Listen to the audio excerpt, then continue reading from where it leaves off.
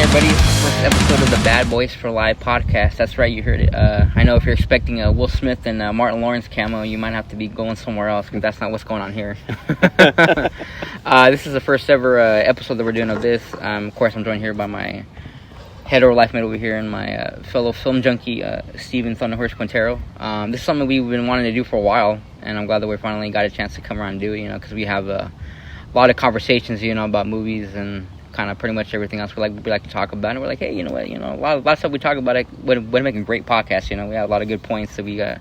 Yeah, that we kind of talk about. So we, figured, hey, you know what, let's start making some content, in the world where everybody can make content. Let's throw our two cents in there. 2 cents in there, yeah. So whether you care or not, Yeah, I mean, whether you want to listen, to us or not, or watch us eventually when we record these, but but we're here for that. So we're gonna kind of every week we're gonna kind of give every episode I should say, we're gonna kind of give our overview of what's kind of going on in the movie world, what we think, what we saw, and then kind of any other kind of topics that we want to talk about. We'll try and keep it pretty tame here, not to go on too much of a tangent, but like we have we have a wide spectrum of interest, so we may throw in some paranormal things in there, because we're very much into that, especially me, with all the aliens and conspiracies and whatever. I was about to say that, aliens. Yeah, aliens. UFO chasers. Aliens, because in another lifetime, that's probably would have been my other career, Alien chaser. I'm about to pull a Tom along over here and quit Blink-182 and go chase aliens, you know what I'm saying? We're going X-Files over here. Yeah, oh yeah. I'm very much like that meme of Mulder, like I'm a... The truth is out there. That, and I'm a whore for anything aliens and spooky bitch, whatever that meme is, whatever them kids say these days, So we're so old. Oh yeah. Well, but enough about our age. So today we're gonna get down. It is officially summer movie season. We are in June, in the mix of mid-June. So we're gonna kind of get into a deep dive of what's been coming out so far and what we think so far and what we're looking forward to. So that summer movie season, it kind of started off with we're gonna start off with the weekend box office. Thank you, my friend.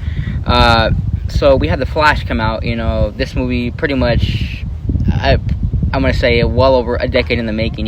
We had the whole Flash show kind of start and end before this movie came out. Yeah, it was the Flash movie was in development hell for like a long time. We went through many directors, writers. I mean, 3 regime changes at Warner Brothers, which is insane. A lot of hype, and then of course, it seemed like it was never going to come out. And then we had some traction on it. It was getting made, and then of course everything as a middle happened, and they're like, okay, well then it's probably definitely dead in the water now, right?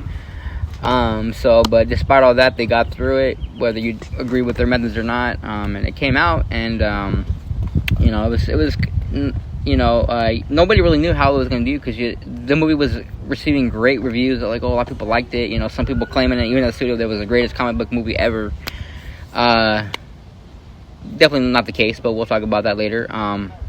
But, it had a lot of high hopes, but it can some people were saying, well, you know what, if it made 60 to 70 million what they were projecting, I wouldn't be surprised, or if it made less than that, I wouldn't be surprised either. It was just kind of those in between. Yeah, nobody really knew how to gauge it. Like, nobody really knew how it was going to play out. So, but unfortunately, it does look like it's not tracking very well. It will be, as of right now, if it keeps going this way, it will most likely be a flop for the Warner Brothers, as it made only 55 million in the domestic box office, 129 million worldwide, which versus a $300 million budget, that's not a very good start at all. They didn't really hit their budget. They didn't hit their quota. The opening box office is where you really want to make your money, because then after that you're going to have to really settle and see if it has legs, but even the legs are kind of coming off of the word of mouth, and if it makes a strong box office, then that's when you kind of expect some legs, because no matter how big you start, there's always a big dip off in the next weekend, because of course everybody who's going to see it, who wants to see it right away, will go see it in that first weekend. And let's not to say it was battling with Across the Spider-Verse. Yeah, and see, and kind of the crazy thing is that Transformers came out last weekend. And Transformers came out.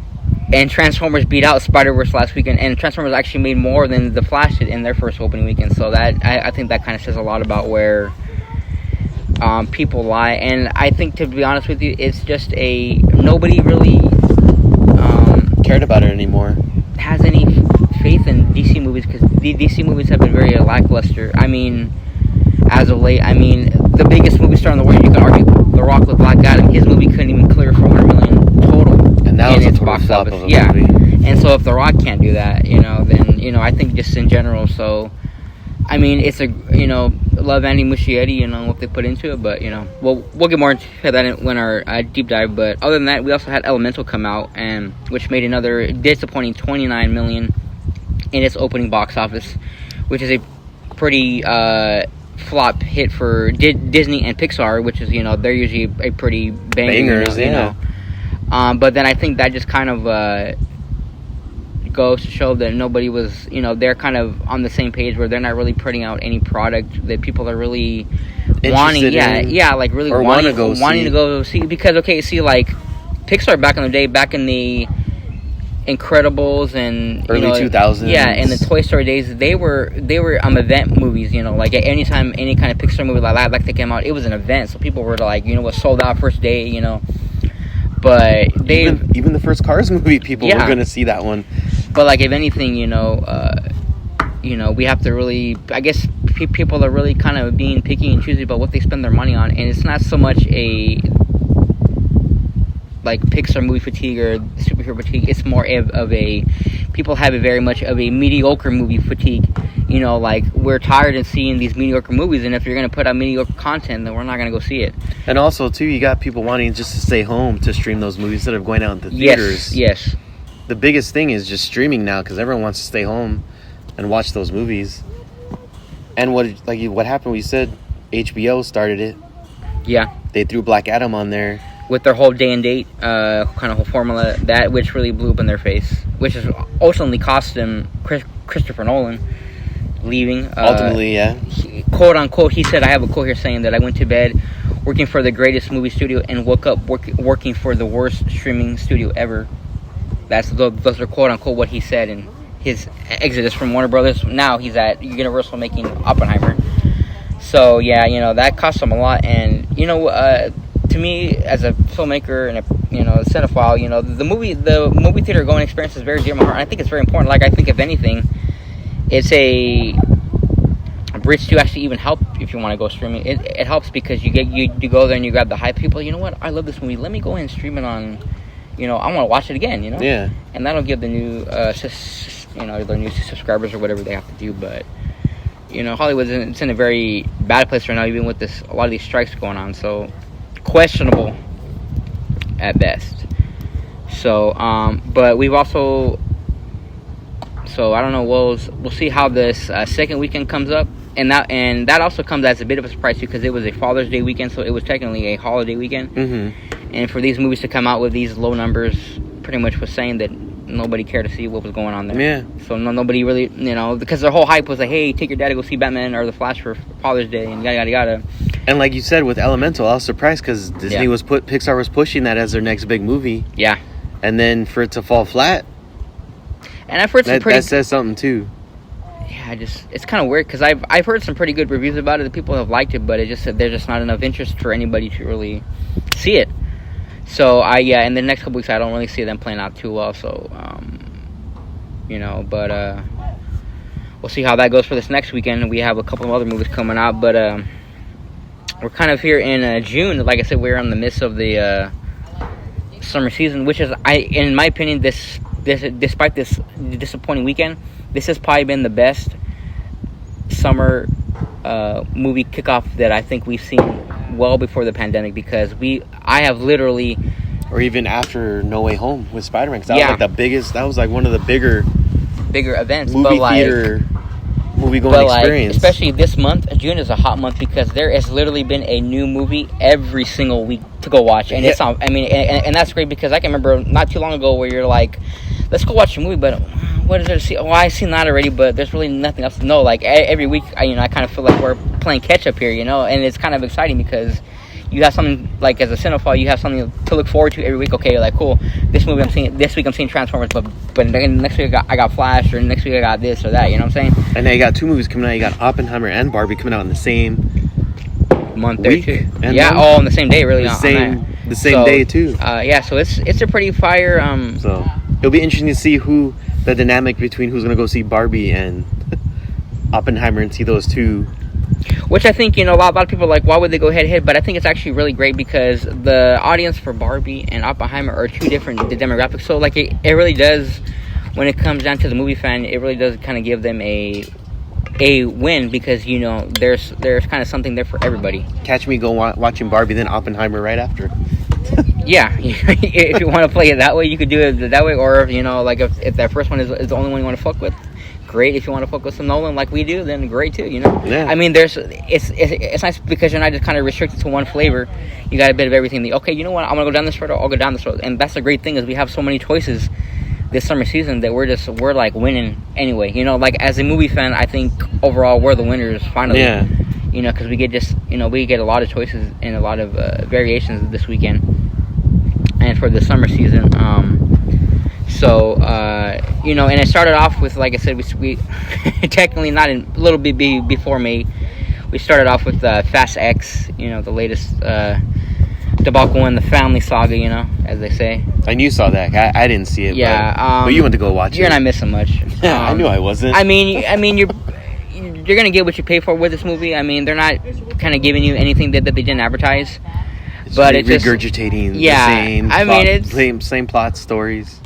I won't say that it's not entertaining. It is an entertaining movie, but it's just fucking ridiculous, and it is a lot of the same. So I mean, if you just kind of want to go in there and see fucking shit blow up, and don't go in expecting an Oscar-winning movie like Vin Diesel wanted. Yeah. If you're gonna go in there and have your high expectations, then you're gonna be very disappointed. But if you're gonna go in there and know what you're gonna get and just want to have fun, sit for 2 hours and just watch cars blow up, mindless entertainment, then you're in the right place. I will say though that Jason Momoa to me is a stand-up performance in that movie. He really did make it for what it was. He had a great role as a villain. I think this is probably the most unchained I've seen Jason Momoa. He just we could tell out of everybody he's having a lot of fun here, and really just kind of being crazy, so just being ridiculous. Yeah, so if anything, he's what I'm looking forward to, and will probably be the main draw for me to come back and watch the next movie or two movies if you believe that they're going to make it into a trilogy. So because I am kind of curious to see where they're going to take his art to, you know what I'm saying? Yeah. So he's gonna become part of the family. He's gonna be a good guy.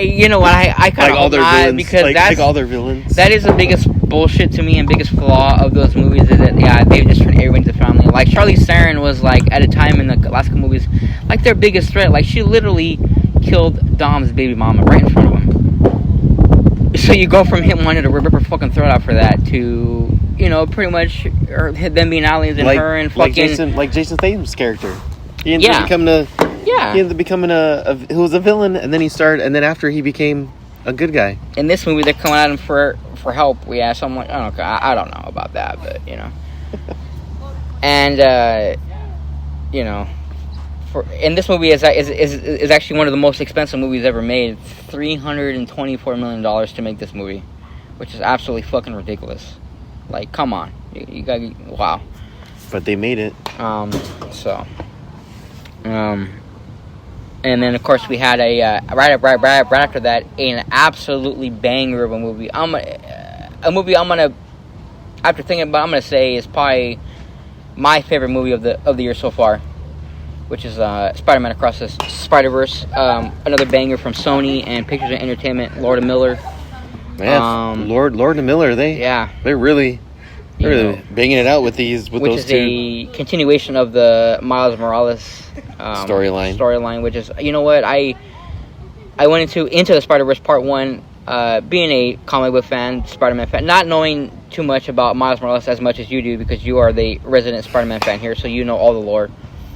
But that movie really, that movie really won me over with and I wasn't too much into the animation style at first, but the animation style was flawless. The way that I walked into that movie and the way that I walked out of that movie was totally night and day. Mm-hmm. And ever since then, I was so hyped about a continuation of the story. And this movie did not disappoint. If anything, the animation got better. It did what it should have done. It took what it was before and it took it to a whole another level, making it an even better movie, in my opinion, than Into the Spider-Verse. I mean, on just every level, animation, drama, everything. Even the music. I mean, the soundtrack was fire too. Yeah, and to be honest with you, like a soundtrack like that is not normally something that I it kind of vibe with. But dude, it moved with the story. Yeah, everything in this movie I fucked with. Every single thing worked for me on every level, and the voice cast is amazing. I mean, just the storyline. And this movie is not a short movie by any 2.5 hour movie. It didn't seem like it was 2 hours because it went quick. It flew by, and to be honest with you, I could have sat there for another 2.5 hours and watched part 3 right after, and I would have been great. They should have made it back. They should have did back to back. Yeah, I mean, I was ready for them to roll. Like, yeah, you know what? Let's keep it going. I would have been all about it. When that third movie comes out, I'll buy tickets for both to see part 1 and 2, and then 3 at the same time. Yeah, no, if they definitely do a marathon, that is a for sure. We'll definitely hit that marathon, and we'll talk about it after too. Oh yeah. And this movie did a great job of giving. It was obviously it ends in a cliffhanger, but it still kept the pace of it being in its own movie despite being a middle chapter. Yeah, and also to piggyback on that, it also focused on Gwen Stacy's character more too. Yeah, that was one of the It was half Miles and half Gwen's story arcs coming together. That's one of the really great things that I did love about this movie as a writer as well. That it really did take its time with the character that moments. That nobody knew about because nobody really knows about. No, if people know about Gwen Stacy, but they don't know her as Spider-Gwen, or now her name is Ghost Spider in the comics. Yeah. So to take a character like that and to give her her own, flawless. Same thing with Miles. Nobody knew who Miles was. Everyone was like, Black Spider-Man? No. Now look at him. He's like the biggest. He's up there with Peter Parker as one of the two great Spider-Men. I mean, if anything, I think that with the popularity of this movie, Miles is even taking a popularity over Peter Parker right now. Because I think everybody is really hyped on Miles Morales right now. Like I'm saying, like I think right now, right now, he's a more popular Spider-Man than he is right Peter now, Parker himself. Him and Gwen, and actually, they're like all the merch that I see is all for Gwen or Miles, and the great thing about Gwen Stacy too is that I think she's a real like hero and inspiration for the girls and coming up everywhere. They want to be just like her, which I think is really great and empowering for them. So that was a really great, great film. A film that has really great replay value. I've seen it twice already. Especially in IMAX was a fucking amazing experience. See it in IMAX, the only way. And then, of course, after that, we did have the Transformers: Rise of the Beasts, which is I don't know if you want to call it a sequel, prequel. I don't know to be honest with you, I really don't know where it falls. But it comes most likely probably a sequel to Bumblebee. It's in there in the universe. To me, it is one of the better Transformers that we've had in a long time. But unfortunately, though, this franchise has suffered from a fatigue of mediocreness, which is stemmed from the later Michael Bay installments of the franchise. So Bumblebee actually, sadly, it suffered from that it was a great movie, but it didn't make as much money as it should have because it was coming off of that stink that was the last couple movies of the Michael Bay franchise. So the Michael Bay-verse. And this movie is not perfect by any bounds, but it does things a lot better. A very straightforward, cohesive story.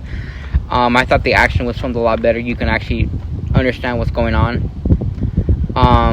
It wasn't all camera shaky.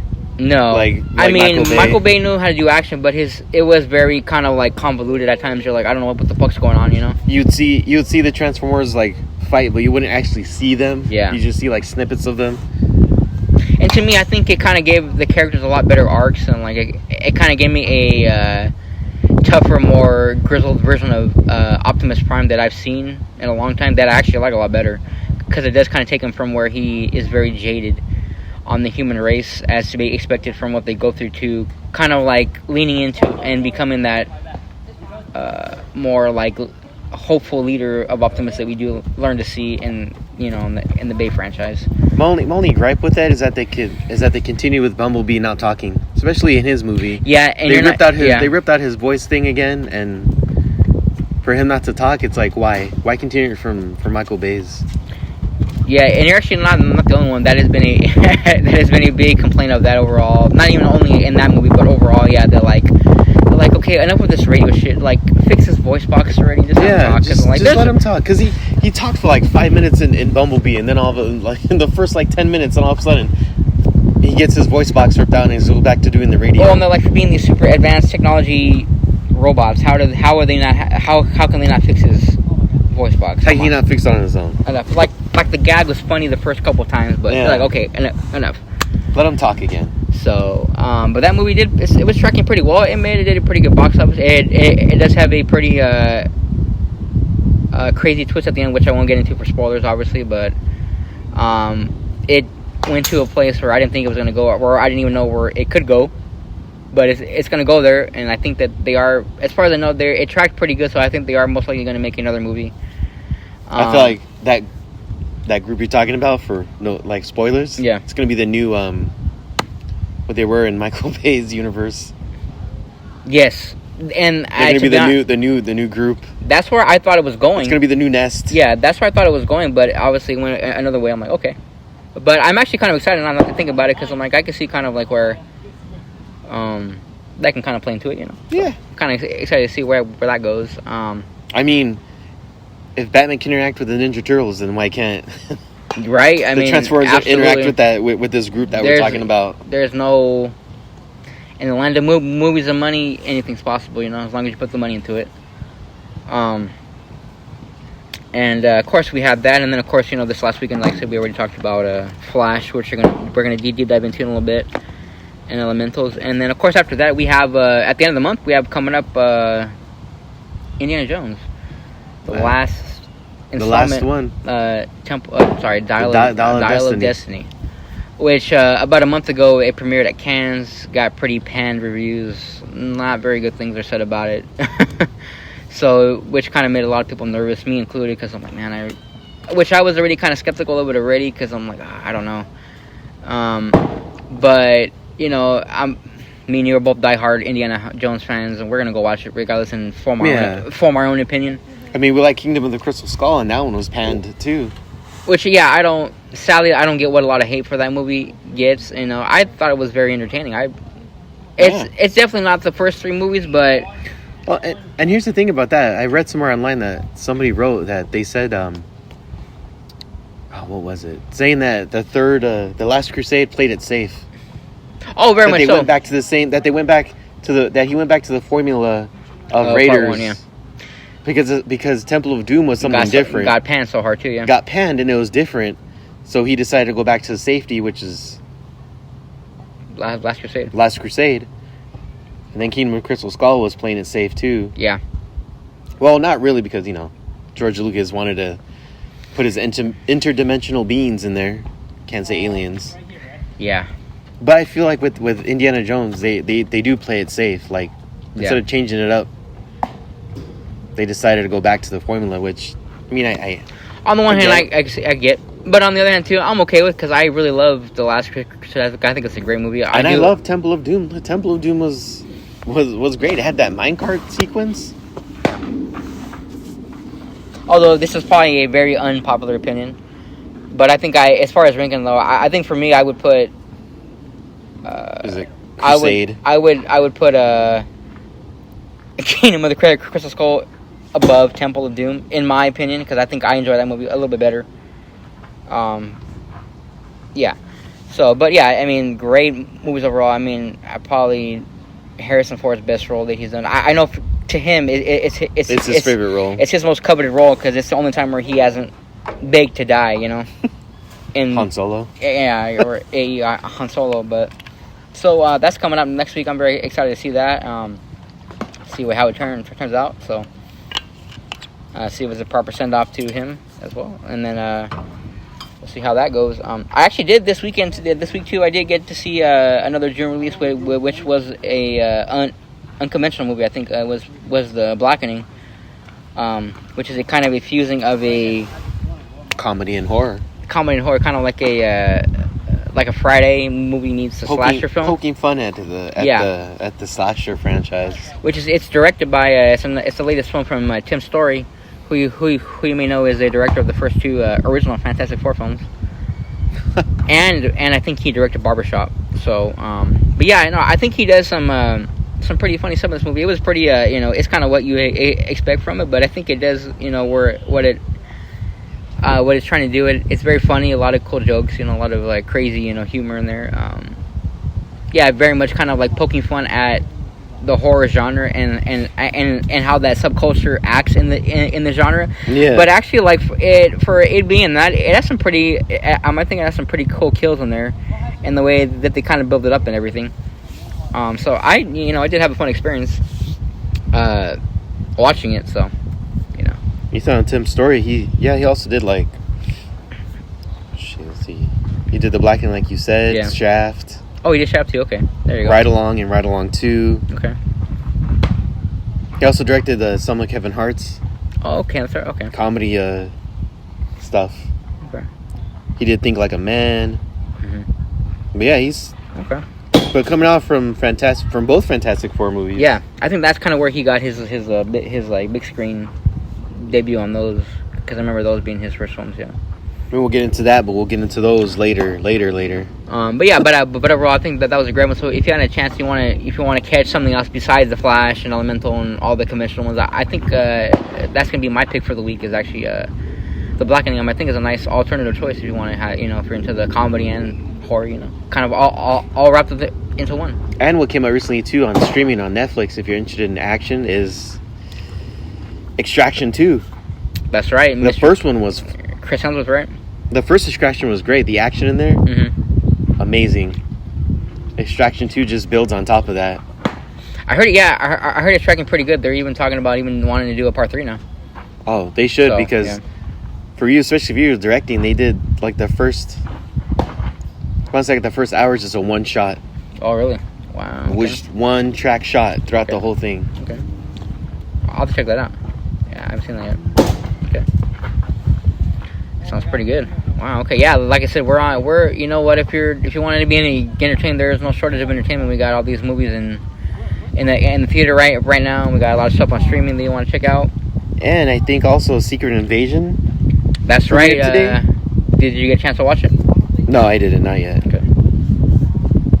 I think it came out. Yeah, it came today, out. Right. Yeah. The latest installment from Marvel. Yeah, the latest TV series. Yeah, June 21st came out. Which is really quick on Marvel. I mean, I think Marvel is another one where they're kind of in a place where I admit I'm not as hyped for a lot of Marvel things nowadays, because I don't know. I just feel like they've been very hit and miss with their. Let's be honest, because you're thinking about the Infinity Gauntlet saga that came out. Yeah. But you know what? You just got to move. We have to move past that, because they're never going to make another Infinity Gauntlet saga. Well, not even that though. Like I just feel like it's been a little convoluted as of lately, because it is kind of stuff very hit and miss. Like I didn't care for Ant-Man and the Wasp. The last one. Yeah, but I mean there is a lot of gems. Like at post Endgame, like WandaVision is, in my opinion, so, and I fucking love WandaVision. I think it's great.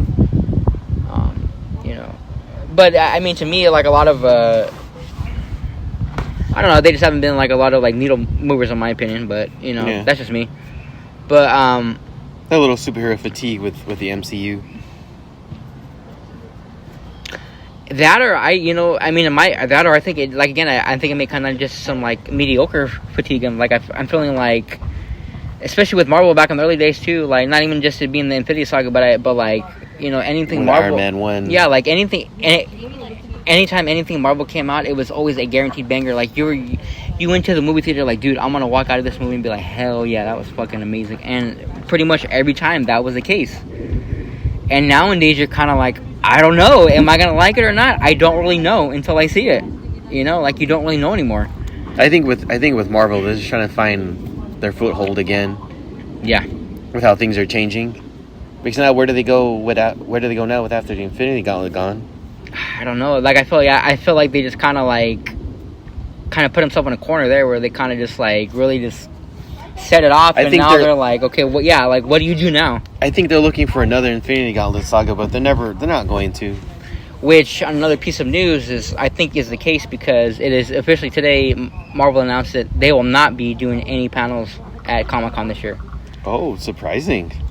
Kevin Feige announced, he's like, we're not gonna really have any presence at Comic-Con this year. No Hall H anymore. Nothing, no Hall H this year. No and Hall I H. think they didn't specifically say why, but I think honestly because they're gonna have nothing to give right now. Yeah, they don't have anything to give. They don't have anything to put out because they're like, ugh. Their latest one is just Secret Invasion. They don't really have anything that's gonna like.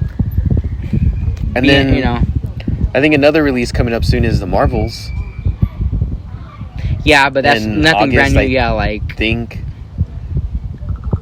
because the Marvel Hall H panels in the past have been notorious for every time they came to Comic-Con they were dropping the bombs. They're like, oh shit, that's coming out, or they're showing this. But even if they had a panel this year, I don't even think anybody would really be expecting anything, because I've heard a lot of stuff coming from their latest thing at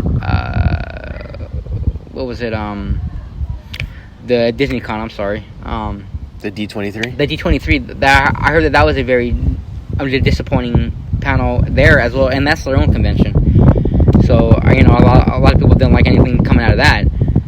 So I don't really know. And speaking of like festivals and stuff, like the Tribeca Film Festival is doing pretty good too. They have a new. I didn't know, but they added the game sections to it. Oh, okay. I didn't know, but that's really cool. We'll get in. That's a different topic for next time. Kind of nice little segue. Speaking of Marvel, they also did drop the Kraven the Hunter trailer yesterday. Yeah, Sony dropped.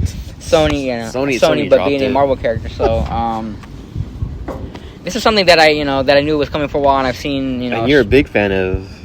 Yeah. Of Kraven. Kraven story descriptions. I've seen some set photos, and I did get to see the trailer. My honest opinion off the bat is I don't really know yet. I mean, I don't know. Because like I said before, Sony is very hit and miss as well. Like when it comes to when it comes to their animated stuff, like Across the Spider-Verse, they hit it out of the fucking park. But their live action is another story. Besides the Tobey Maguire trilogy for Spider-Man, the first two Amazing Spider-Man, which is like Andrew not Garfield. To say is some of the better, probably the best Spider-Man content has come from Sony. Spider-Man 2 and these two Into the Spider-Verse movies, they're all from them, so they're very much capable of making a banger comic book movie. Except for like Venom. The first Venom was fun. I haven't seen the second one yet. It was okay. My problem is that I don't know. I just only know like they have a tendency to try and like they gotta stop making their villain. They gotta stop making these villains into anti-heroes and that's just the make biggest them thing. Villains. They're at the end of the day they are villains. I mean, Venom is a hero too, but he started out as a villain. He's a show him as a villain, nemesis of Peter Parker. Yeah, like in his first movie, they literally just made him a hero all of a sudden instead of being like a villain. Yeah. And then with Kraven coming out, I don't know. It's I mean, again, you can't really judge anything till you see it, but it's not. Oh, I'll judge because at the end of that trailer, they showed Rhino, and it wasn't even a suit. Yeah. It wasn't even a man in a suit.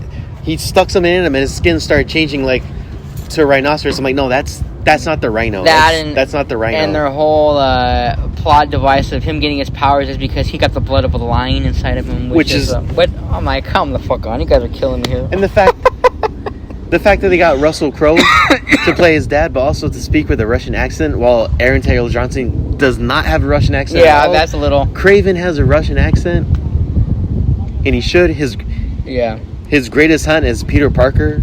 Yeah. And I don't know if they're going to show in this one or if he's going to head to New York in the end. Because that's his whole thing. He wants to hunt. He hunts all these heroes and villains. Like he hunts after all of them. My other problem with these movies is not to be like a dick, but a lot of these characters, they're side characters for a reason. Like they really have to stretch it out to like give them their own movie. Like Kraven the Hunter. Kraven is a great character. Kraven's not. I mean he does have some side characters, but I don't know. Just like I just don't know. He's a big threat. Yeah, he's a big threat to Peter Parker. But when he's in the context of Spider-Man. Yeah. But outside of Spider-Man. But he did have his own great arc. No, absolutely. His great comic run was Kraven's Last Hunt. That was a really great comic book right there. But so I don't know if it's again it may come just down to, again, mediocre writing. which is a very big problem nowadays. If you want to see an actual good depiction of Kraven, just buy the Spider-Man 2 game that's coming out in October. Just pre-order that. Kraven's in there. Spider-Man 2 and and also his episodes in the Spider-Man animated series from the 90s are fucking fire. Yeah. Great stuff, so. Just buy the game, buy Spider-Man 2 when it comes out, and you see the true Kraven in that one. Yeah. I mean, also on the flip side, Russell Crowe is probably going to be the other draw for me to even go watch the movie because I fucking love Russell Crowe. Like, pretty much anything he's in is fucking, like, great. Mm-hmm. I mean, so, like, I think he'll probably be the best part of that movie anyway.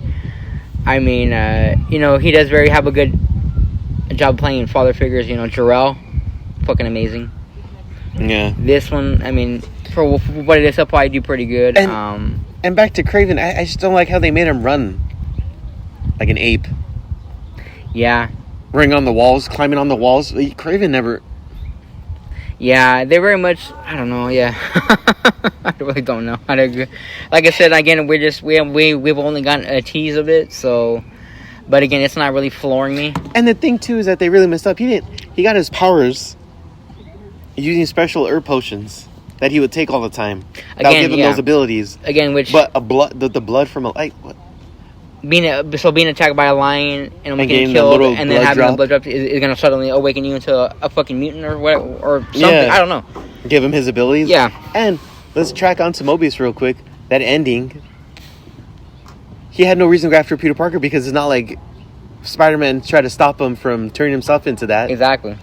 Where's their motivation? Then I'd see the motivation saying, okay, I want to help you stop Peter Parker. But no, he had no reason to go after him at the end. No. Just because Vulture came out of nowhere and said, let's go after Peter Parker. Yeah, I don't know. You know, which is because Aaron Taylor Johnson is a great actor. I have enjoyed a lot of things that he's been in. So, you know, no discredit to him, but you know, I think. And I bet you that poster they have of him sitting like the Astro Comic cover, we're not going to see that. We're not going to see that suit.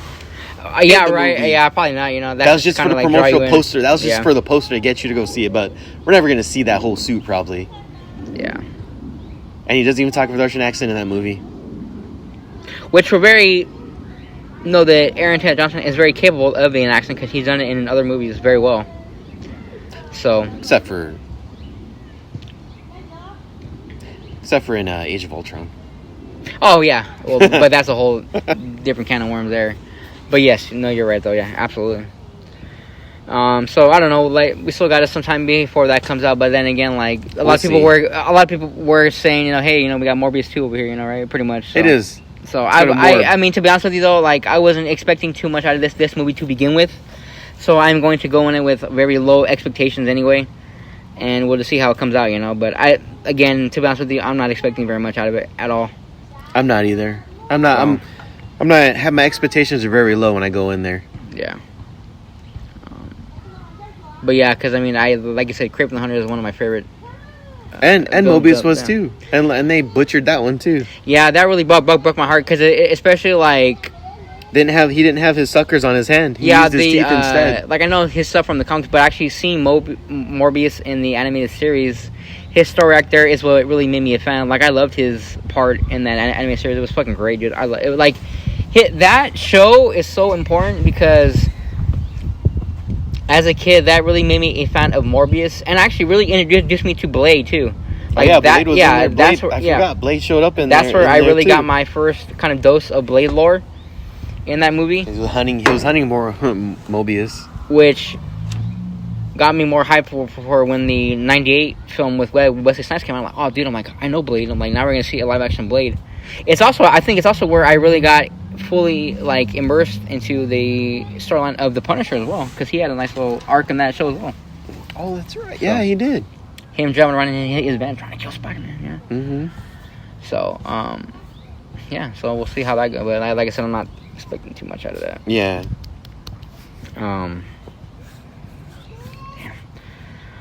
Okay. Well. Are you ready for that deep dive of the Flash movie now? We got to see the Flash again. Like I said, this movie was long time coming, and going into this movie, me and you were pretty hyped about this. You know, despite everything that was been going on. Yeah, we're a big Flash fan. Big Andy Muschietti fans, of course. Huge Michael Keaton Batman fans, and by the release of this movie, and even now, I'm a huge Sasha Kaye fan. Holy crap! You know, Yeah, she's got you. Yeah, dude, I'm all about that shit. You know, She got you in her hold, man. So last week we went saw it opening day IMAX, which is great.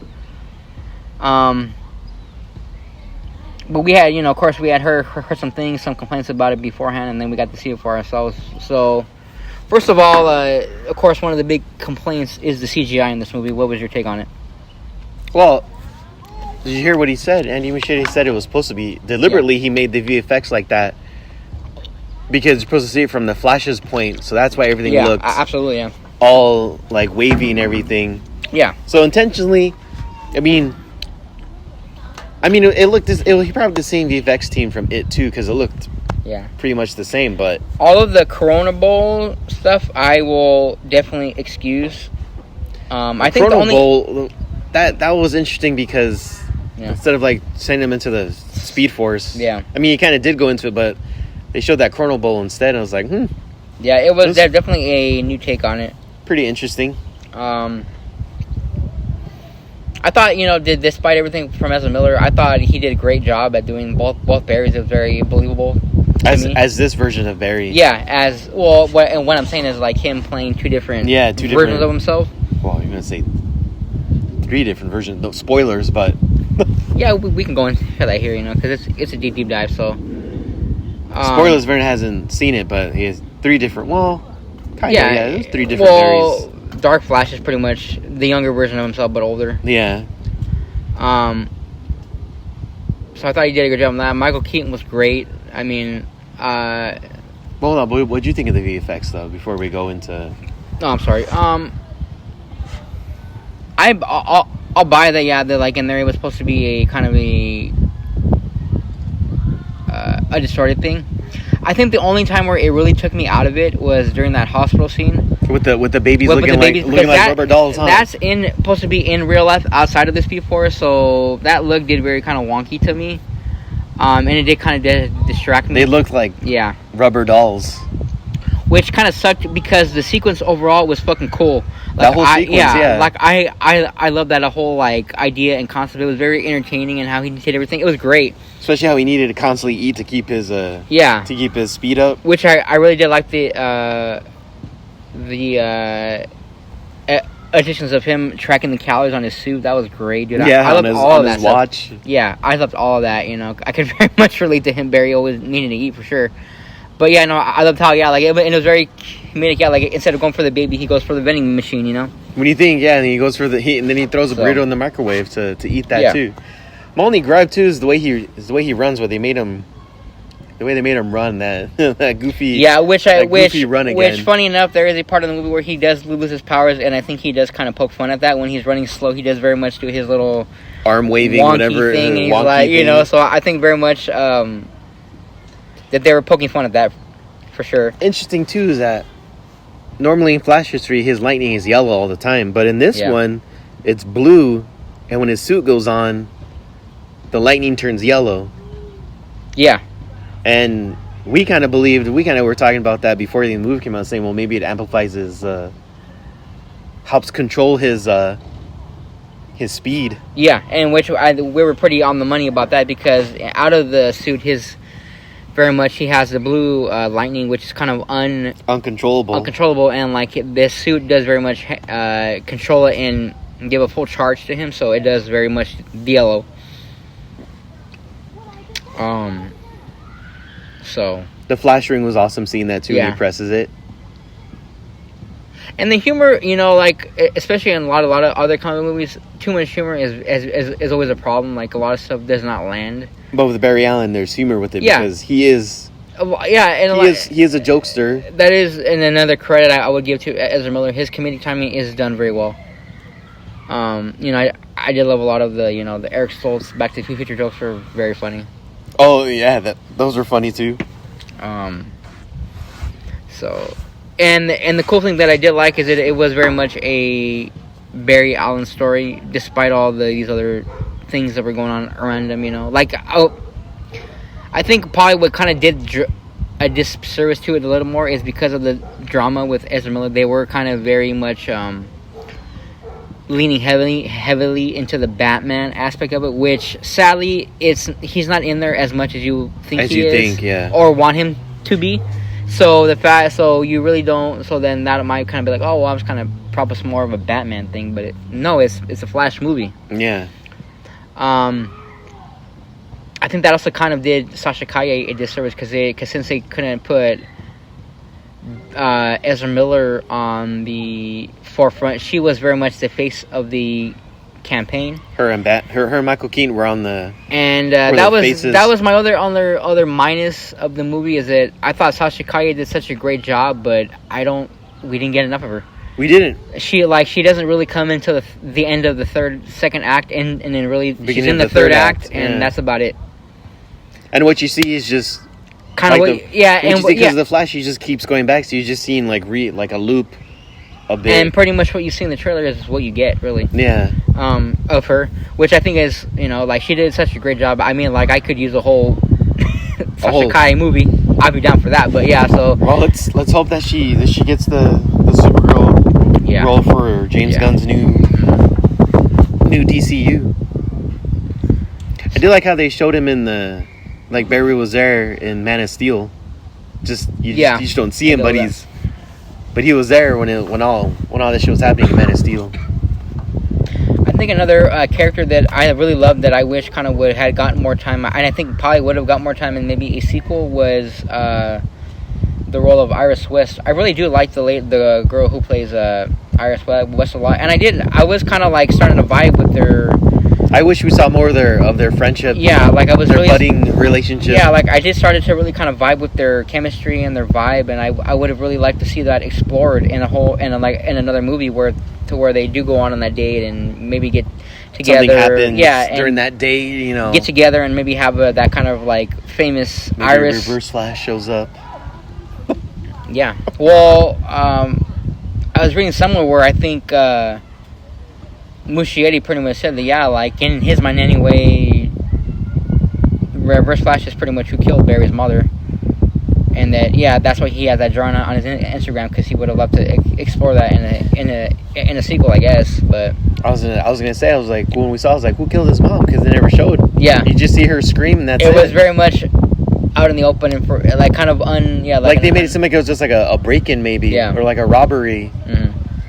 But if he does show the Reverse Flash killing his mom, then it does bring it full circle that he did make Barry. Yeah. I don't know. Yeah, I mean, what are your kind of thoughts on it now? Like having sat with it for a while. Oh yeah, it was good. It had its moments. Mm-hmm. I would have loved to seen the story more fleshed out more. Yeah, that was my thing too. It went pretty. I mean, no pun intended. It did go pretty quick, and even though it's a Flash movie, but it did go pretty quick. Like it did throw you. It just threw you like right in there. Like the second, like in the first act, he went straight back in time.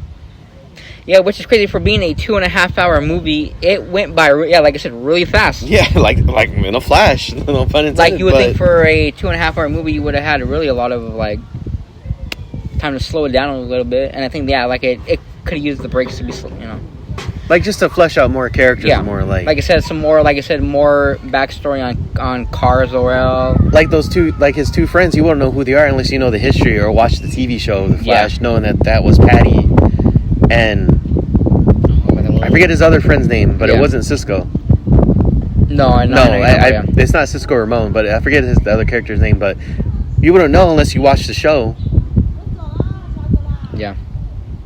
And comparing the movie to the show, I mean, the movie has its moments. It was good, but watching the Flash series again, I have to say that it has some. It is pretty better than the movie. Not to say the movie, the movie was good. I enjoyed it. Like, plus they're two different Flashes, but still, Yeah, no, but I think going back on it, I think it actually, whether it was intentional or not, I think it does pay a lot more homage to the show Flash, to me anyway, than it does, because like some of the sounds like the for a second that reminds me of the flashing, even the way that they kind of show him in the running in the Speed Force at first, the way he does some of that stuff, it just kind of remind me of the show Flash. And did you hear too how some people thought the actor who played Jay Garrick? Oh, was in there, yeah. But it wasn't. Yeah. He was like, no. He's like, I wasn't in the movie. Just because you see a character that was in the Flash series doesn't mean it's the same actor. It's just the same character. Who is Jay Garrick? He's another speedster. That was my only other part too. Is that when they were doing all of those cameos, like instead of trying to do this CGI version of them, they could have easily pulled archive footage of all of these things, and I think it would have served it a lot better. Like, pull archive footage of Christopher Reeve and what's her name? Well, instead of Christopher Reeve, they could have got just Brandon Roth because he played him in Superman Returns. Or even that. They didn't have to CGI Christopher Reeve's face. Even the Nicolas Cage spoiler, and I heard that that they actually filmed the Nicolas Cage, but to me, I feel like they just kind of threw that away and just put a CGI version in there. Where'd they get the rights for George Reeves though? Too. That's another thing. Yeah. I don't know how they got that. I don't know how they pulled that off. Yeah. So, but I mean, a lot of that was cool. But instead of showing those cameos of like the Superman, and they should have just showed more Flash. They should have showed different versions of they should have showed more speedsters. Yeah.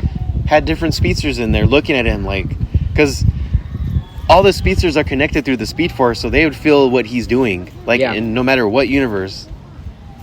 Which is where you could definitely have inserted a Grant Gustin cameo. They could have, because even in the show, when Barry does something, all the speedsters feel it. Jay Garrick shows up and he's like, I feel what you're doing. He's like, everyone's connected. Even Kid Flash says it to him too. He's like, yo, we're all connected to the Speed Force. He's like, so what you do, we know what's happening. Yeah. Even getting the guy who plays his dad in the show, who is the original Flash, even a cameo by him, I think that would have been great too. Because he is the original Flash. He is the original, the 1990 Flash. That would have been great to see him one more time, even though we saw him again in the suit in the show. But I don't know. I think I felt the same. Yeah, it's definitely not the greatest comic book movie of all time, like James Gunn was claiming it was. It was a good movie though. I think James Gunn was just trying to hype it up. Yeah. But speaking of upcoming movie, we forgot to add in Blue Beetle coming up soon too.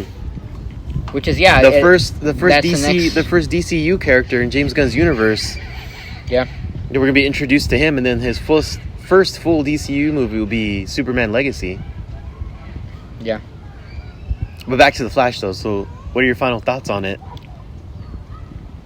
I did like it. It was very entertaining. I loved everything Keaton. But I wanted more Keaton, obviously, more Sasha Kaye. I thought Ezra did a great job. I feel like this was a Flash movie, but I feel like they banked on nostalgia. Yeah. They really banked on nostalgia and those cameos. Which I feel like kind of hurt it in a way. Yeah, not only that, but I feel like the trailers also hurt the movie because all of the pop that we were supposed to get from the nostalgia was already in the trailer. So by the time you watch it, you already know it's coming. Yeah. You already expect it, you know what I'm saying? And I feel like all those cameos hurt it because they probably felt like it couldn't stand on its own 2 feet. Yeah. Like, it should have just been strictly a Flash movie with Reverse Flash. And from what I know, I thought it was very well directed, but I can definitely see where, again, it was tampered with. Because... the studio trying to... Because it definitely... That whole scene that I described to you with Sasha Kaye and Michael Keaton, that was the original ending of the movie. In the courthouse. They were supposed to meet him at the courthouse, and that led into the Batgirl movie. Which sadly got... But since they canned that... Got canned, and they had sadly. And they had a new plan, James Gunn, no, I want all that taken out. And then that's when they filmed this other cameo that was at the end of the movie. With... Spoiler, George Clooney. With George Clooney as Bruce Wayne. So, yeah. It was definitely supposed to go a different way. And originally, like I said, with that, Sasha Kaye and Michael Keaton weren't supposed to die. And they did. Spoiler, like they do in this movie, they were supposed to live. Like, so all of those were part of the reshoots. Like they kind of did Supergirl a little injustice over there with her. Yeah. Because she's supposed to. I mean, just like how Kid Flash is faster than Barry, Supergirl is stronger than Superman. But I did love how they didn't undermine Superman because Superman was able to defeat Zod, and she wasn't. And that's because she didn't have as much time in the red sun or in the sun as because Kal was here for 30 years, absorbing all that power, learning his powers, and Zod was only here for a brief time, and that's how he was able to overpower him. So if she had just had like come out of the gate fucking him up and beating him, that would have been like, well, okay, but they didn't. So they got it right on that part. And she was fighting emotionally too. Yeah. So overall, I think I give Flash a little generous, maybe 4 out of 5 lightning bolts. Yeah, I was about the same. Like I initially gave it about a 9.5. I think I'll stick with that. But you know, it is what it is. But that cameo at the end was for sure the nail in the coffin, saying that yeah, this is over with. This DCEU is done with, and now we're gonna move on to the next part of it. So, do you think they'll give him a sequel though? No. Especially, you know, Andy Muschietti keeps talking about it. One, no, he's going on to Brave and the Bold, and 2, the movie. That's right. The movie flopped. So if the movie, the way that this movie is flopping, there really is no motivation now for them to do it. They're like, no. Damn, I'm never going to see Reverse Flash on the big screen. David Zaslav is very much about profit. And the movie flopping like how it's going to flop, he's going to be like, no way. No way. Damn, so I'm never going to see Reverse Flash on the big screen? Right now, no. I don't think. I mean, I don't know any inside sources, and I don't know the future, but I'm going to say the way things are going for the movie right now in the box office, no. Damn. They will not greenlight a. I mean, they fucking canned the whole movie for that reason too. Fucking Batgirl was canned. Batgirl got canned, and the stuff came out about Batgirl. It seemed like Batgirl would have been a really good movie too. Yeah. So. I mean, because they had Brendan Fraser in there as Firefly. King was in it too. And the other thing that they actually do in that movie that they didn't do in this movie, my other biggest gripe is that we didn't see the Batmobile in action at all. Nope. We saw the Batwing in action. But in that movie, from the behind-the-scenes pictures, they actually show the Batmobile in action. Which I'm like, son of a bitch, but you know. I fucking love that Batmobile. Yeah. But, so yeah, we got Superman Legacy coming up. To be honest with you, though, I think it is going to be a kind of a rough start for them too, because Blue Beetle and Superman Legacy, they have a lot to prove. They do. And I think especially Superman Legacy. Superman Legacy, I think, will lose money, not because it is a bad movie, but because it's going to take that movie to struggle in order to show the audience, the general audience, that okay, we're going in this new direction. It's not a reboot. It's not a. Here's what we got. And James Gunn keeps saying it's not a reboot. He's not a origin story. Even though he's going to show him in Metropolis, that's still kind of an origin story. Because a lot of people are going to go off of the dismay of what is now. Mm-hmm. And so they're going to take a lot of that in. And Superman is going to feel the heat of that. But then once people see it and they like it, they're like, okay, maybe we can trust him again. And then the movies after that will do a lot better. Yeah. Like Brave and the Bold, they will do a lot better. Because people already know what they're going to be expecting from this new, this new DCU. Yeah. And especially with Brave and the Bold, since they're adding in the Bat Family is already established in there. So he's going to have to show all the other Bat Family established in that universe. Yeah. And it makes you wonder if they're going to have Jason Todd in there. Because he is part of the Bat Family. Cool. I would love to see all those. Is he going to be as Red Hood or just, we don't know? They're the Rob, yeah. And how many Bat Family members are going to show? But he said they're all in this. They're all going to show him in the movie. So it's like, my hope here is that Batman is very much more of a grounded character. So I really hope that we see more of Andy Muschietti's more grounded directing style, And we got to see how he's going to do it. If it's going to be campy or like you said, grounded, because they can go either way. Mm-hmm. Or they can just go dark, which I'm okay with too. I love my Batman very dark, so I mean I'm very okay with that. But but that's me. Well, you're the only person that likes Batman dark. Everyone else wants a lighthearted, because lighthearted Batman because they shit all over They didn't like Zack Snyder's version of Batman. I know they shit all over that. So even though Batman did use guns in the beginning of his comic run, just putting it out there. Mm-hmm. And spoiler, they show holsters in Keaton on one of Keaton's Batman suits. Yeah. He had 2 gun holsters on one of his suits. So obviously he used. I also admit too, like, as much as I thought this movie was really cool, I still would have wondered what a full-on Flashpoint adaptation would have looked like, you know? I still think they just should have just stuck with the whole just Reverse Flash. That and Thomas Wayne, and I would have loved to see Gal Gadot freaking chop off Amber Heard Mira's head off and holding it like a prize. That would be fucking great. Even if they didn't do that, this could have been just Barry Allen chasing Reverse Flash throughout different timelines, trying to stop him. Yeah, it could have been that too. But like, to be honest with you, as much as I love Sasha Calle and Michael Keaton, I would have very much been okay with a story only based on him and Eobard Thawne and Iris, like make it going after each other, make it a full on only Flash movie. Yeah. Right, that's how it should have been. You know, and then have him dealing with, like, and develop more of the relationship with Iris and everybody. And you could have ended with him starting Flashpoint. Yeah, like because of Thawne. I would have been very okay with that. Like I said, I love. And that would have set it up for a sequel. It could have called Flashpoint. Could have been the sequel. Yeah, and him changing, him changing things. I love the whole throwback to the Run Barry Run. That was a cool Easter egg in there. You know? Oh, like that. Yeah. That whole line since the Flash TV series came out, that whole line's been famous and been synonymous with the Flash. Just run, Barry, run. I did love all the little like Easter eggs, like the whole laughing Joker bag. You know? Yeah. That was great too. That was a great callback. I did like how they changed his Batwing a little bit.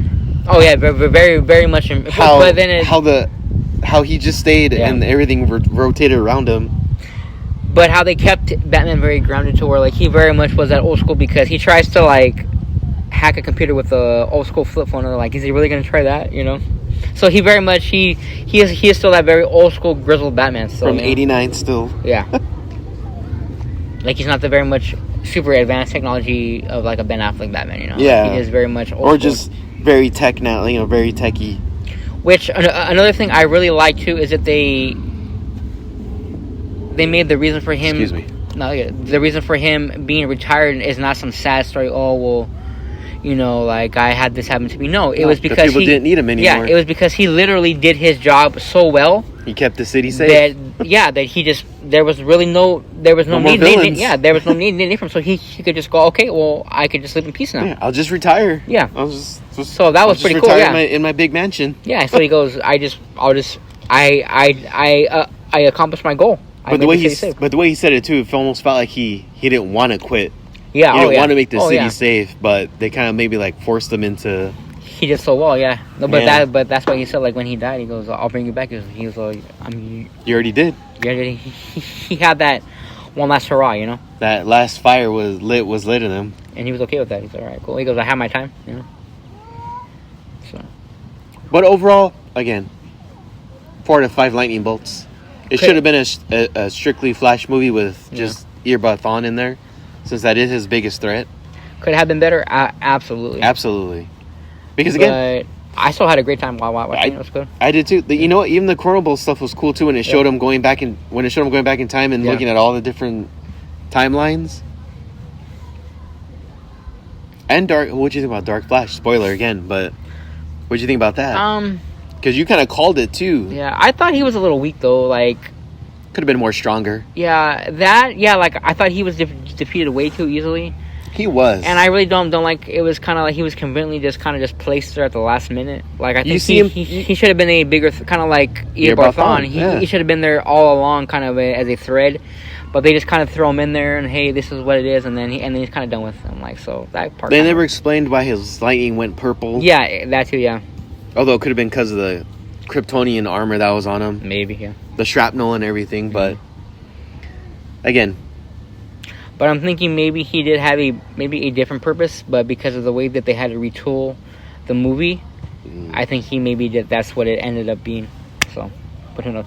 That's another subject I wanted to get into quickly. I was reading this article on the misconception of studio interference. So, a lot of people view studio interference as a very bad thing, which it can be. It can be. But what people don't know, as a filmmaker myself, and creative like you, every single movie has studio interference because it ultimately is their money and it's their movie. And they're to be honest with it. you, the movies with the most studio interference ever are Marvel movies. Kevin Feige is all up in their shit. Every single way. So, you know, yeah, they may not agree, but if something... But he does it in a good way. And like the regime over in WB, they really changed everything. Yeah. Especially with Batman versus Superman. Yeah. Like, they really got their ass up in there and changed everything. But what I'm saying is that, like, I don't like that people always accuse, oh, well, it's a bad movie because of studio interference. That's not always the case. It's a bad movie because they just didn't do a very good job. Yeah. Like, as a filmmaker, you try and do something, but it doesn't always stick. You don't always make a banger. You know what I'm saying? Yeah. And, you know, and it's kind of good to have that studio interference because George Lucas is a great example. The prequels, a lot of people don't like them, but the reason why a lot of things went there and got through the way they did is because technically George Lucas was the one funding everything. Mm-hmm. So he didn't have anybody to push back. Yeah. So nobody ever told him no. Nobody ever told him no. So even they were thinking that, like, God, this is such a shitty idea, they would never ever dare to see him no. And see, when you're making a product and you're in a creative process, you need people to have a subjective point of view and to tell you no. Like like James Gunn is the head of the DC Studios, but he still has a boss, and David Zaslav. So if he has an idea, he can take it to him, and David Zaslav will be like, "Well, no." I'm like, okay, all right. Because, like you said, with David Zaslav, he's thinking of profit, so he's going to look at it and be like, "Will this make enough money?" Yeah, and when you're making something and you're in the creative process, you kind of have that tunnel vision. So, of course, everything in your head seems like a great idea, but sometimes it's really not. So you need those people around you to kind of like, well, no, you're on the right track, but no, let's try something else. You know, like if I was making a film, I need that like have people around to really like check me and be like, well, okay, no, let's do it. Let's do it a different way, you know. Because if it's just me by myself, then I'm like everything that I'm putting on, I'm thinking it's fucking gold, you know. Yeah. But it's probably not.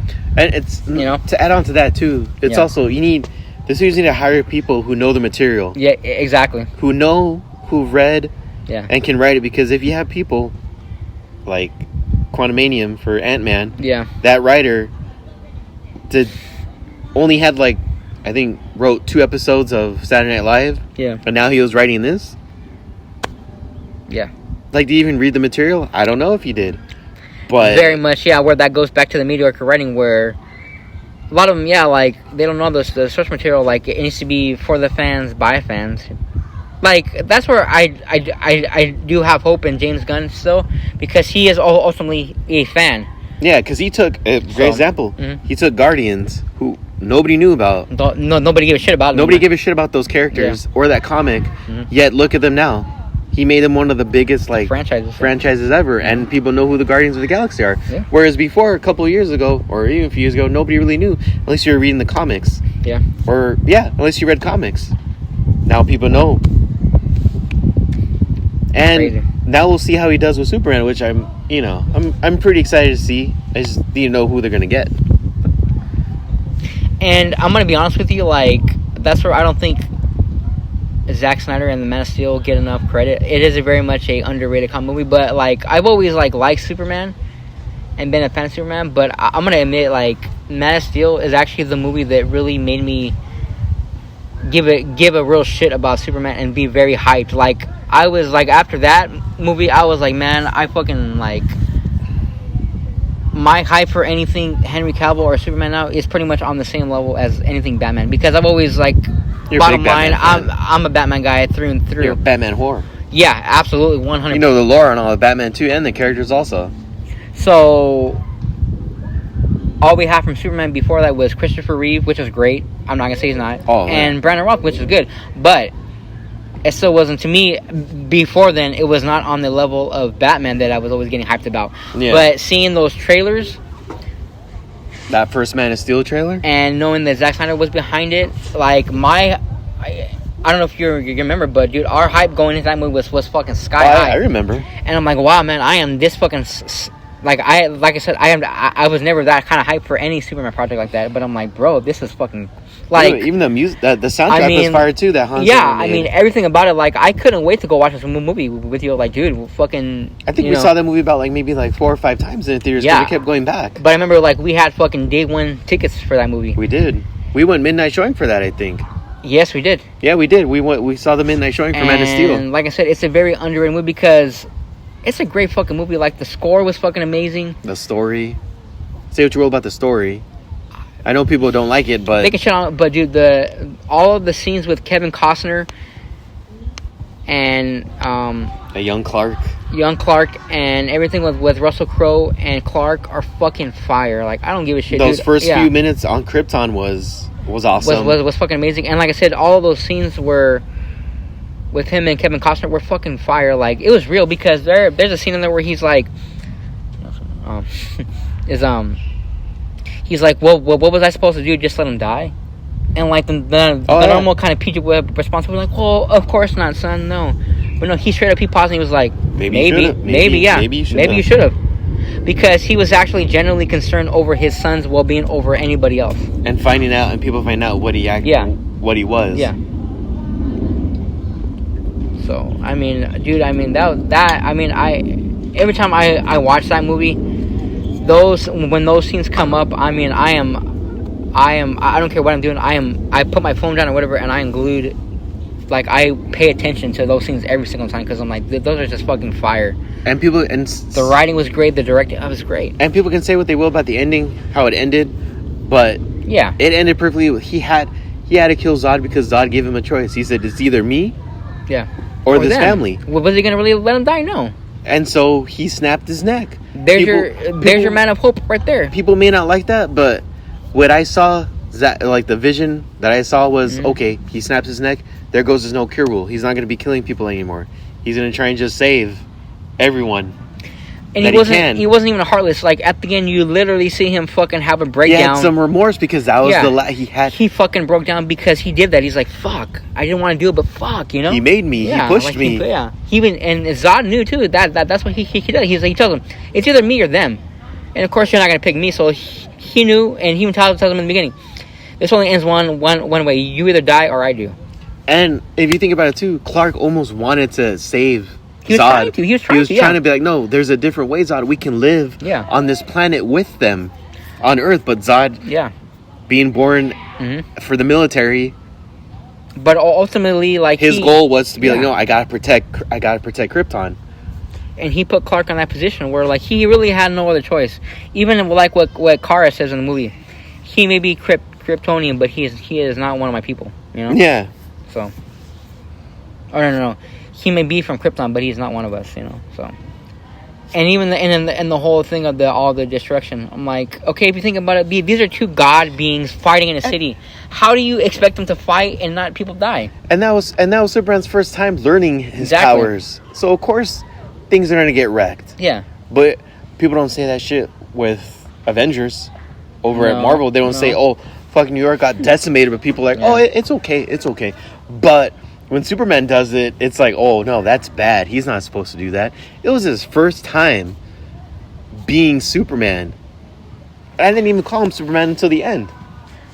And I'm gonna say something else that people are probably gonna get mad about. Very unpopular opinion, but the main problem for the way things are going right now, and for the DCU ending, is the fandom. Yeah. The fandom, you guys are toxic as fuck. Every fandom has their toxic. You are every kind of fandom. No, you are. I'm sorry, but the reason why things go the way they are is partly because of all you fandoms out there. And because also those people want the same formula that Marvel's doing, but you can't do that with DC. You can't make. And you also have to blame yourself. I'm sorry. You also have to blame yourself for Zack Snyder leaving, because yes, your whole release the Snyder Cut campaign was great. Yeah, it got the Snyder Cut on there, but a lot of you people, because you want Snyder back so bad, you are sidelining every single DC film that comes out, and because of it, you made a lot of these movies not profit and do well, and because of that, you made all of that universe seem like a big fail. All because they saw Batman shoot guns and kill people, and because you want Snyder back so bad that you made all these other movies fail. What does that say to the studio? They don't make money. Nobody wants to see them, so we're not going to do it anymore. So that takes Zack Snyder out of it anyway. So and that forces their hand. That forced James Gunn and them to be like, hey, this is not working. Yeah. So now we're gonna reboot it, which means no more Zack Snyder anyway. So the fanboys are as much to blame for that as the studio. I'm sorry, but they are. And this is the same fandom that said that Batman was too dark. Exactly. And now look what happened. Exactly. It's your bitching and complaining about Man of Steel that started this shit in the first place. And even with with Justice League, even with the Justice League that came before, Batman doesn't tell jokes. He does it when he wants to, but he's never going to say a joke out of the blue. You guys say you love Zack Snyder so much in the fandom, but you bitch and complain about the way that Man of Steel ended up, and that's what made them change Batman vs Superman a lot, and everything they went after that. They added in Batman because nobody wanted to see a sequel to Man of Steel, so that's why they shoehorned Batman into Man of Steel. Exactly, and it made it into a Batman movie was supposed to be a Superman. So sadly, the DCEU was doomed before it barely began. Like really, like the only pure movie that we got was Man of Steel. That's it. Mm-hmm. Everything else was compromised in one way or another. And Batman Superman was a Superman sequel. Yeah, it was there, but because the studio thought nobody would see it, they shoehorned Batman in there. And again, why did they think that? Because you guys bitch and complain about it. Fandom. Because of the fandom, and they listen to you guys a lot more than you think. And also for fandom, also too, you can tell who reads comic books and who doesn't. Yeah. Because everyone here is saying, "Oh, this, that, and that." No, just pick up a fucking comic book. You don't have to pick up a comic book. You could go online and read them. Exactly. Just because of you, that's the fandom. That's why DC ended up the way it is now. Now they're rebooting the whole universe. So I'm sorry, but all you fan guys, boys, need to shut the fuck up. And you're not going to see the characters that you want because James Gunn already said there's going to be some characters that haven't got the limelight yet that are going to show, like Booster Gold, maybe. Yeah. Blue Beetle. Yeah. Yeah. So yeah, because of the fandom, that's what happened with the Flash movie fell flat too, along with all the other ones. Yeah. Black Adam fell flat. And don't get me started on Black Adam. I don't give a shit if The Rock was like, I've been working on this movie for years. No, he does not know the fucking character at all. Well, and see, the big problem with that movie is his ego, because he thought he was the DCEU, and then him and Superman were going to be this big old thing. No. Superman's not a Shazam villain. Exactly. Black Adam is a Shazam villain, so he should have been fighting Shazam instead of Superman. But no, The Rock had to act his ego and act all macho and be like, no, I'm not going to face him. And that goes back to my other point of where The Rock didn't have anybody telling him no on that movie. And that's what happens. And he doesn't know the character at all. That was not Black Adam that we saw. That was just The Rock. So cosplaying as Black Adam. So if you had people coming in there and checking him and telling him no, then things would have been very different. Like, I know for a fact that David Zaslav, if he was in charge at the time, he probably would have told The Rock no on a lot of things and probably made him put in Shazam. How it should have been. Yeah. So I'm pretty sure. But see, the fact is that like that was made before he even came in. So he had no control of it after that. He was like, okay. And The Rock had a hand in it too for destroying the universe also when he said Henry Cavill's coming back. And we all thought there was going to be a new Superman movie, but look what happened. Making false promises, you know. The Rock does not know Black Adam at all. But The Rock ultimately got what he deserved there, because James Gunn actually said no. Yep. And he came in and he's like, nope, sorry, your Black Adam is not part of it right now. He was like, maybe later on Black Adam will come back, but not right now. So he pretty much humbled The Rock. He's like, no, he goes, your Black Adam is not the future right now. No. Yeah, he was like, nope. No, sorry. you're not the future. You're not the future of the DCU right now. Yeah. Even though The Rock was telling himself the hierarchy of power is going to change. Yeah. Yeah, it did change because of you. So that was pretty crazy to see. But yeah, like I said, like in any creative situation, you have to have people that tell you no. So. Just gotta tell people know about how segue, but how people are like, oh, I agree with Miguel in for Across the Spider-Verse. Okay. No, that's not being Spider-Man at all. No. That's another example too, because Miguel thinks the way he does, and he isn't empowered because nobody there tells him no. No one's telling right? him no. No one's saying that's not how that's not the true way to be Spider-Man. The true version of Spider-Man would be saving. Miles will save his dad and the city at the same time. Yeah, that's what his Peter Parker did.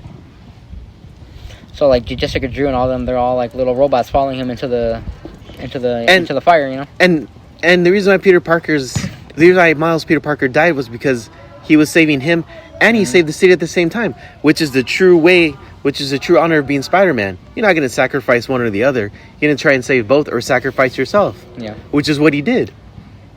Mm-hmm. So no, Miguel's in the wrong. I'm saying that now. To all those out there, Miguel's in the wrong. Do not agree with him. He's not. He is in the wrong for his way of thinking. Yeah. That's not. With great power comes great responsibility. He's not abiding by that, and he's not even Spider-Man either. That's another episode we'll get into. Yeah, we're gonna definitely. I think Spider-Man Into the Spider-Verse, especially having you on the show, being the Spider-Man aficionado that you are. I think that deserves a whole episode of. We'll definitely take a deep dive into that movie and lore and what you know and what we expect for the next movie for sure. But yeah, great fucking movie. But yeah, I mean, you're right though about that. But yeah, he doesn't have any. He has no powers. He doesn't have a traditional canon event like that. Or no, he never. We don't know his canon event, especially since this is a movie, Miguel. Yeah. Different from comic. We don't know what his canon event was, or if he even had one. You think him going to his variant's world and taking his place? That's him being selfish. That was him being selfish. Oh, absolutely. He caused his variant's world to be destroyed, all because he wanted to play family, to play the family man. Mm-hmm. That was him being selfish. So he literally took somebody else's place, and he doomed that variant's world. So no, that's not very Spider-Man either. No, and everyone else standing by. Come on, the one that should have had his back was Peter B. Parker. Should have had Miles' back throughout the entire fucking movie. Yeah, but no, he didn't. And not even Gwen had his back either. Not until the very fucking end. Yeah.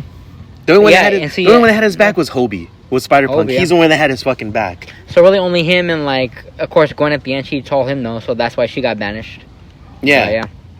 But nobody was in there telling him, no, Miguel, that's not what we're supposed to do. Yeah. And Gwen saw that at the end. When Gwen saw that, when she's like, aren't we supposed to be the heroes? Yeah. Before she got sent back. Yeah. I digress. I'm not going to keep going into that. I digress. Yeah. Well, like I said, we'll definitely have a full-on deep dive into the Spider-Verse world. And with this podcast that we're doing too, we'll also talk about games. I'll segue into that because Tribeca has their own gaming festival that I want to talk about too. So we'll talk about games also as well. Yeah, absolutely. And various points also. This podcast is going to be random. It'll be all over like the I place. said, we've tried to give you pretty much a structure on what we're about today, and I think for the most part, we pretty much stayed on track. But yeah, like anything, like with us anyway, we have a very diverse conversation, so we're gonna really, kind of get off the rails from time to time. But that's that's what you're gonna be expecting here. If you want a traditional boring podcast, then go fucking somewhere else. We'll talk about older movies too. Like I know for sure we'll talk about Back to the Future. Oh yeah, we'll have a whole episode on that too. Also, be on the lookout for some stuff. We're gonna plug our handles at the end. But as a filmmaker myself, I am in the process of making a new movie called A Night In. So I hope to have that in production. Which was a fucking great script. He sent it to me. He emailed me the script and I loved it. Well, and that's really cool. Yeah, because now that we have that out there, I finally got it out there. Now we can start the process of going into production and having it out there for you guys ASAP. So be on the lookout for that. But where can all these fine people out there find you on social media?